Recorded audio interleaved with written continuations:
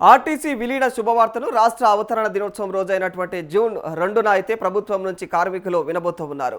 దీనికి సంబంధించినటువంటి ఏర్పాట్లలో ఇటు ఆర్టీసీ యాజమాన్యం అటు రవాణా శాఖ అధికారులు బిజీగా ఉన్నారు. 2023 చివర్లో అసెంబ్లీ ఎన్నికలకు కొద్ది నెలల ముందు అప్పటి బీఆర్ఎస్ సర్కార్ విలీన ప్రకటన చేయగా విధి విధానాల నివేదికను అయితే ఆనాడు ఆర్టీసీ ఎండీగా ఉన్నటువంటి సజ్జనార్ ప్రభుత్వానికి అందజేశారు.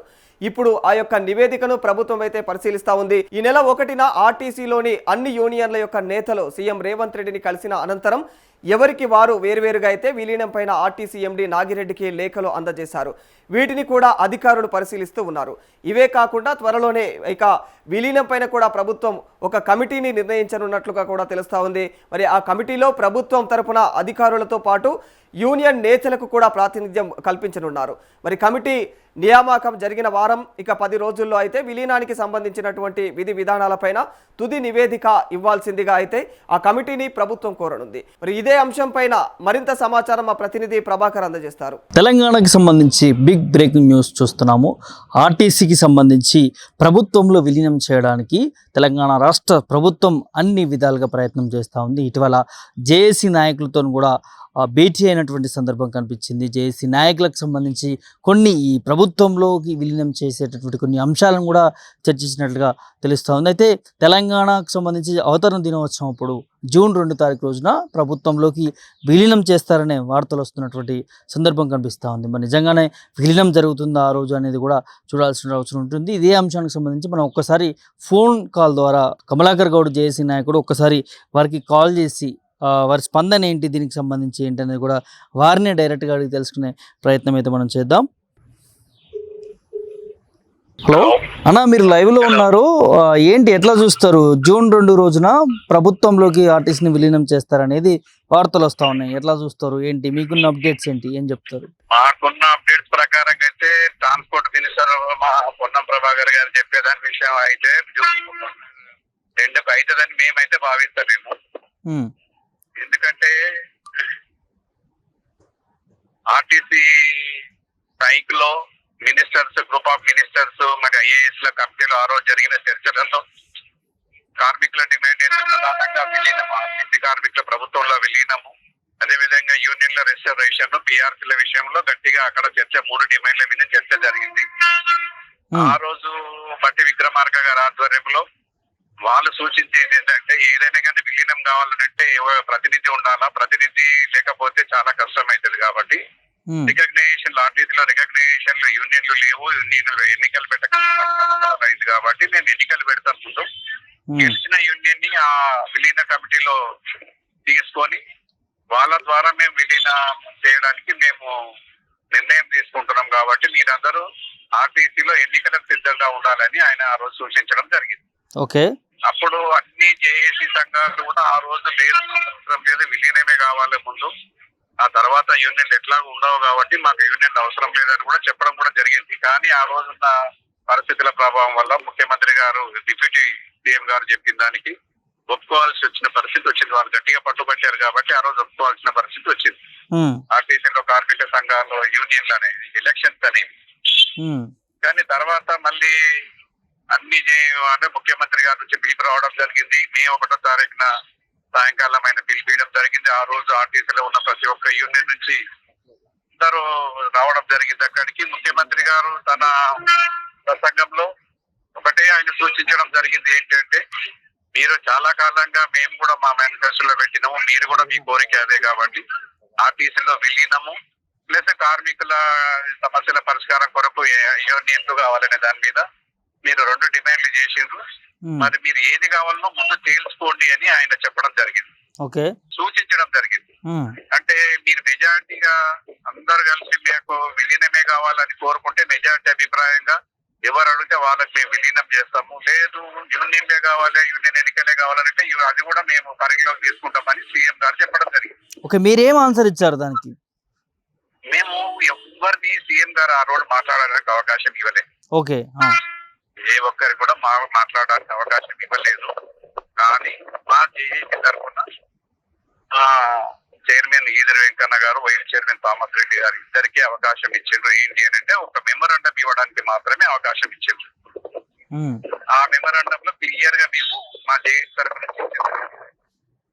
మీ ప్రకారంగా మేమైతే విలీనానికి మొగ్గు చూపుతున్నాం కాబట్టి ఆర్టీసీ కార్మికులను ప్రభుత్వంలో ఫస్ట్ విలీనం చేసుకోండి.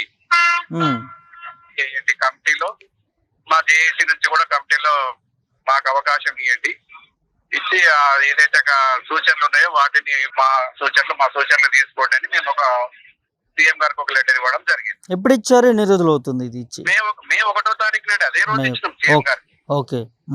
అదే రోజు అందరు మీటింగ్ అంతా అయిపోయినాక ఫోటో సెషన్ అయిపోయిన తర్వాత చివరికి ఆగి వేమ నరేందర్ రెడ్డి గారిని సార్ ఇది కూడా తీసుకోలేదంటే ఇబ్బందిగా ఉంటుంది, ఖచ్చితంగా ఇవ్వాలనుకున్నాం సార్ కంటే వేమ నరేందర్ రెడ్డి గారు సార్ దగ్గర సీఎం గారి దగ్గర తీసుకెళ్ళి ఇచ్చింది.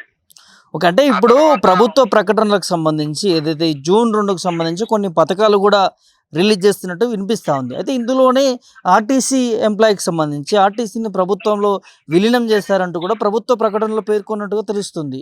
సో ఇది మీకు నమ్మకం లేదా దీని మీద? మాకు పత్రికలలో వచ్చిందే గానీ ఆ తర్వాత మరి అన్ని సంఘాలు దాదాపుగా 14 సంఘాలు ఆర్టీసీలో ఉన్నాయి, చిన్న చితక సంఘాలు, రిజిస్ట్రేషన్ సంఘాలు కూడా ఇచ్చింది కాబట్టి వాళ్ళందరూ కూడా మా ఎండి గారికి మేమందరం కూడా మా ఒపీనియన్ లెటర్ మళ్ళీ ఇవ్వడం జరిగింది. యూనియన్ వైజ్ గా సపరేట్ గా అందరం కూడా విలీనమే కావాలని ఇవ్వడం జరిగింది. ఇచ్చిన తర్వాత మరి ఫాలో అప్ ఉండాలి కదా దీన్ని. మన ఎంపీ గారు ఏంటంటే ఓకే నేను గవర్నమెంట్ దీన్ని పంపిస్తా, మీ అందరి అభిప్రాయాన్ని గవర్నమెంట్ పంపిస్తా అని చెప్పాడు. చెప్తే మళ్ళీ గవర్నమెంట్ అంటే మంత్రి గారు మా రవాణా శాఖ మంత్రి గారు కలవాలని మేము లాస్ట్ ఫ్రైడే రోజు ఇదే 15th రోజు మంత్రి గారిని కలవడం జరిగింది. మంత్రి గారిని కలిస్తే మంత్రి గారు ఏమంటారంటే మీరు గ్రూప్ ఆఫ్ మినిస్టర్స్ ఏదైతే ఉందో ఐఏఎస్ ల కమిటీ ఏదైతే ఉందో ఆ రోజు మరి మీరు ఎన్నికలకు ఒప్పుకున్నారు కదా, మళ్ళీ ఇప్పుడు మాట ఎందుకు మారుస్తున్నారు అనే క్వశ్చన్ తీసుకురావడం జరిగింది. అంటే అయ్యా మేము అది కాదు, మీరు చెప్పిన దానికి మీ సూచన మేరకు మేము అంగీకరించినాము. ఎందుకంటే ఎవరైతే గెలుస్తారో వాళ్ళని కమిటీలో పెడతామన్నది మేము. కానీ ముఖ్యమంత్రి గారు మనందరికి బాస్ కాబట్టి, రాష్ట్రానికి అధినేత కాబట్టి ఆయన రెండు సూచనలు చేయడం జరిగింది. ఒకటి విలీనం కావాలన్నా లేకుంటే కార్మిక సంఘాలు కావాలన్నా, మీరు రెండిట్లా మీరు ఏకాభిప్రాయానికి మెజార్టీ అభిప్రాయాన్ని ఎవరు వస్తే వాళ్ళని మేము దాని మీద మేము ముందుకెళ్తాము, మీరు ఏదైనా అందరు ఇండివిజువల్ గా రాసియండి అని చెప్పింది. కాబట్టి మరి ముఖ్యమంత్రి గారు ఆ విధంగా చెప్పారు, మళ్ళీ మీరు ఈ విధంగా చెప్తున్నారు ఏంటి అనే దాని మీద మేము అక్కడ మంత్రి గారు అడగడం జరిగింది. అంటే ఇప్పుడు మీ జేఏసీ నాయకులు మెజారిటీ దాంట్లో ప్రభుత్వంలో విలీనం చేయాలని కోరుకోవట్లేదా ఏంటి? అదే అందరమే విలీనం కావాలని కోరుకున్నామండి. ప్రతి ఒక్క సంఘ సభ్యుడు కూడా జేఏసీ కోరుకున్నది, జేఏసీలో ఉన్న సంఘాలు కోరుకున్నాయి, జేఏసీలో లేని సంఘాలు కూడా కోరుకున్నాయి ఇదే విషయాన్ని. కానీ మంత్రి గారు మాత్రం దీనిని తిప్పి మళ్ళీ ఇంకో విధంగా చెప్తున్నాడు. ఏం చెప్తున్నారు? అదే ఇది మాకు మీరు ముందు చెప్పినట్టుగా ఎన్నికలకు ఒప్పుకోండి, విలీనం ఇప్పుడు కాదు అనే విధంగా ఆయన చెప్పడం జరిగింది. దాన్ని మేము వ్యతిరేకించినాం. అట్లా కాదు సార్, సీఎం గారు బాస్ కాబట్టి సీఎం గారు చెప్పింది మనమందరం వినాలి కాబట్టి ఆయన చెప్పిన దానికి మేమందరం ఒప్పుకున్నాము. మాకు విలీనమే కావాలని చెప్పినాం కాబట్టి దానికి ఒప్పుకోండి, మీరు June 2కు మీరు ప్రకటించండి మేము అడగడానికి వెళ్ళాం ఆయనకి. ఆయన ఈ విధంగా చెప్పిండు. మరి దాని మీద గందరగోళ పరిస్థితి ఉంది, మేము ఒప్పుకోకుండా లేచి రావడం జరిగింది. అయితే ఆయన కూడా ఒక మాట ఏంటంటే నేను సీఎం గారి తీసుకెళ్తా అని చెప్పడం జరిగింది. మేము కూడా సీఎం గారి అపాయింట్మెంట్ కొరకు ప్రయత్నం చేస్తున్నాము. ఏమో మరి మీకు ఆర్టీసీ ఉద్యోగులకు సర్ప్రైజ్ ఏమైనా ఇవ్వబోతుందేమో తెలంగాణ ప్రభుత్వం, ముఖ్యమంత్రి రేవంత్ రెడ్డి కూడా. ఎందుకంటే మీరు ఇన్ని సంవత్సరాల నుంచి ఒక కళ మీకు ప్రభుత్వంలో విలీనం అవ్వడం అనేది. సో ఇప్పుడు మరి సర్ప్రైజ్ లాంటిది ఇస్తున్నదేమో ప్రభుత్వం, ఇట్లా కూడా ఆలోచించవచ్చు కదా. ఆలోచన చాలా సంతోషమే, మేము కోరుకునేది అది. సర్ప్రైజ్ ఇచ్చినా మాకు చాలా హ్యాపీగా ఫీల్ అవుతాము. ముఖ్యమంత్రి గారికి, రాష్ట్ర ప్రభుత్వానికి అందరికి మా తరపు నుంచి కృతజ్ఞత తెలియజేస్తాం. తప్పకుండా కార్మికులు కోరుకునేది అది. ఆర్టీసీ కార్మికులు ప్రభుత్వంలో విలీనం కావాలని కోరుకుంటున్నాం మేము. ఒకవేళ అదే వాళ్ళు చేస్తే చాలా సంతోషిస్తారు మా కార్మికులు.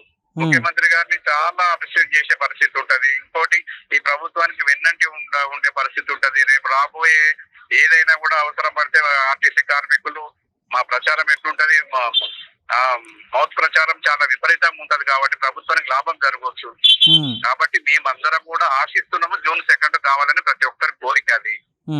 ఏం అప్పీల్ చేసుకుంటారు సార్ ఈ వేదిక నుంచి ముఖ్యమంత్రి రేవంత్ రెడ్డి గారికి? మరొకసారి ఏం అప్పీల్ చేయదలుచుకున్నారు? అప్పీల్ ఒకటే, మీరు చెప్పిన దాన్ని మేము అంగీకరించినాం, మా ఒపీనియన్ మీకు రాసిచ్చినాం కాబట్టి మీరు June 2కి 2వ తారీఖు నాడు మా ఆర్టీసీ కార్మికుల ప్రభుత్వ విలీనం చేస్తున్న ప్రకటన వస్తే తెలంగాణ రాష్ట్రం ఆవిర్భావ దినం రోజు మేమందరం కూడా చాలా మా అందరికి నిజమైన తెలంగాణ ఇప్పుడు వచ్చిందని మేము ఫీల్ అవుతాం ఆర్టీసీ కార్మికులు. Thank you so much for joining Kamalakar Goud garu. Thank you. ఇది ఓవరాల్గా ప్రభుత్వం నుంచి మాత్రం అంటే మంత్రి పొన్నం ప్రభాకర్తో మాట్లాడినప్పుడు విలీనం కాదు ఎలక్షన్ పెడతాము దీనికి సంబంధించి అంటూ కూడా ఒక మాట చెప్పినట్టుగా కమలాకర్ గౌడ్ చెప్తా ఉన్నారు. సో ఆ లోపలనే అక్కడి నుంచి మంత్రితో కొంత విభేదాలు పెంచుకొని బయటకు వచ్చామంటున్నారు. మరోసారి ముఖ్యమంత్రిని కూడా కలిసే ప్రయత్నం కూడా చేస్తామని కమలాకర్ గౌడ్ జేఏసీ నాయకులు వీళ్ళంతా కూడా నిర్ణయం తీసుకున్నట్టుగా తెలుస్తుంది. కానీ అదర్ సైడ్ ఇంకో సైడ్ చూస్తే ప్రభుత్వం ఒక కీలక ప్రకటన తీసుకోబోతా ఉంది. దీనికి సంబంధించి ఒక సర్ప్రైజ్ అని చెప్పుకోవచ్చు.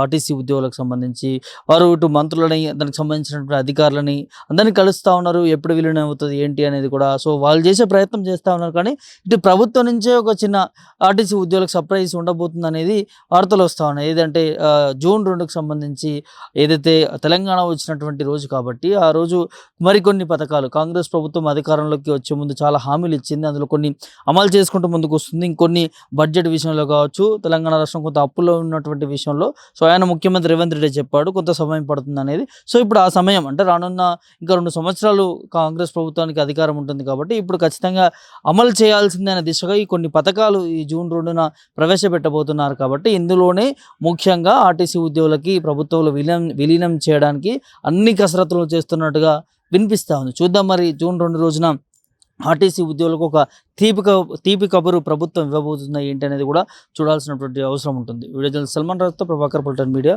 హైదరాబాద్ నుంచి.